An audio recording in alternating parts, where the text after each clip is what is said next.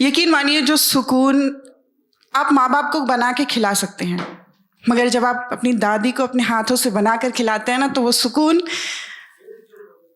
के आंसू आपकी आंखों में छलक आते हैं। बरसों बाद मैं अम्मा से मिली थी। पैर लड़खड़ा रहे थे, जुबान भी कांप रही थी, मगर उनकी आंखों में वो चमक आज भी वैसी ही थी जैसे बरसों पहले थी।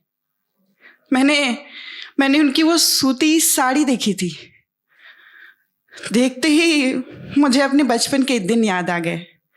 कैसे वो मुझे कुछ भी खिलाने के बहाने कई काम करा लिया करती थी। 1 रुपए के बहाने उनके मैंने कई काम किए हैं, और मैं उस रोज उनको याद दिला देना चाहती थी, मगर कंठ सुन्न पड़े थे।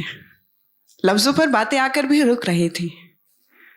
देखो ना, अम्मा अब बूढ़ी हो चली हैं, या यूं कहूं कि बूढ़ी हो गई हैं। कई बार उनसे शहर आने को कहा, मगर वो मना कर देती हैं। उनका कहना है कि वो गांव में जो लोग रह जाते हैं, वो अपनी जमीन छोड़कर कहीं और नहीं जाना चाहते। वो उससे इतने जुड़े हुए हैं। हम यहाँ से वहां जा सकते हैं, वहां से यहाँ आ सकते हैं, लेकिन वो नहीं आ जा सकते।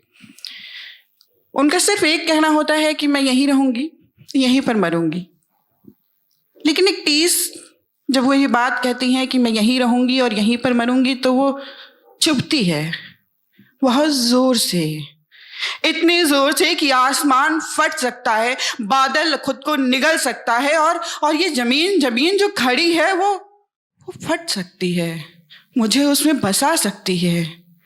मगर वो साड़ी का एक कोना और अम्मा की नाक जो पीसा की मीनार की तरह लगती है। आपने विद्रोही को तो सुना होगा ना, उनकी नानी की नाक पीसा की मीनार लगती है, और मेरी दादी की नाक वो भी पीसा की मीनार से कम नहीं। उनकी कमर की गोलाई में क्या ही बताऊं, और उनकी उंगलियों की नाप बनिया की उंगलियां भी फेल हो जाए उसके आगे। खैर, अम्मा की बातें बहुत लंबी हैं। कहानी मैं गांव की सुनाती हूँ। गांव आज भी वैसा ही है जो बरसों पहले था। मेरे नाम से आज भी लोग अम्मा को बुला लिया करते हैं। आज भी अम्मा को कई बार मेरी याद दिला दिया करते हैं। जाते ही अम्मा ने कहा, जानती हो, दूर के चाचा आए थे, वो कह रहे थे आजकल आती नहीं क्या, लगता है शहर की हवा लग गई है।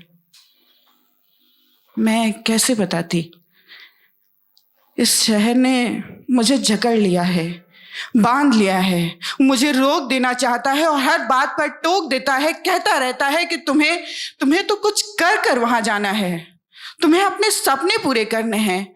अम्मा की वो यादें जिन्हें समेट कर तुम शहर लाई थी, उन्हें किसी पोटली में बांध कर रखना नहीं है, उसके साथ जीना है, आगे बढ़ना है, भविष्य को एक नया रूप देना है, और अम्मा की आंचल से खुद को दुलार से बांध लेना है। अम्मा का आंचल आज भी मेरी खुशियों को समेटना जानता है, या यूं कह लूं कि खुशियों को हार से पार ले जाता है, जिसकी कोई सीमा नहीं है। अम्मा का आंचल आज भी मिठाइयों से बंधा रहता है। मैं जितनी दफा उस आंचल को छूती हूँ, उतनी ही दफा मुझे उस मिठाई की खुशबू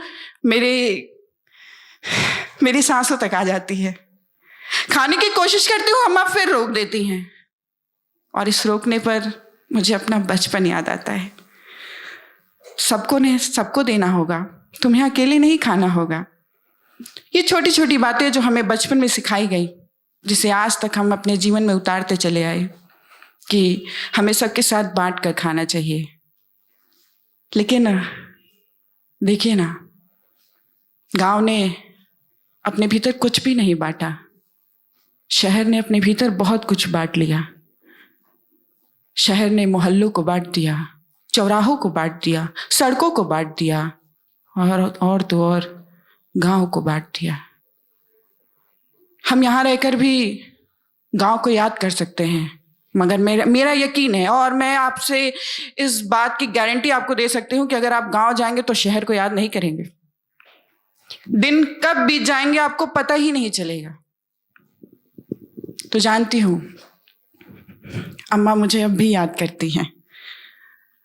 गिने चुने दिन ही रह पाई थी उनके साथ और रहना चाहती थी, मगर मजबूरियाँ हमें कितना कस लेती हैं, हमारे कंठ कितने सुन्न हो जाते हैं और आंखें नम। आते वक्त मैं अम्मा को देख रही थी, उनकी आंखों में वही चमक थी जो बरसों पहले थी। उन्होंने साड़ी के पल्लू से कुछ रुपए निकाले, मेरे हाथों में थमाया। मेरा गला भरने को आतुर था, आंखों में पानी था या आंसू, मालूम नहीं, जो भी रहा हो, मगर बस मैं उनकी उसी याद के साथ अब इस शहर को आ गई हूँ। और सिर्फ वो याद नहीं, गांव की हर एक याद जो मैंने अभी 4 दिनों में बिताई है, उन सब के साथ मैं शहर आई हूँ और धीरे धीरे कर आपको सारी बातें बताऊंगी। अभी के लिए शुक्रिया।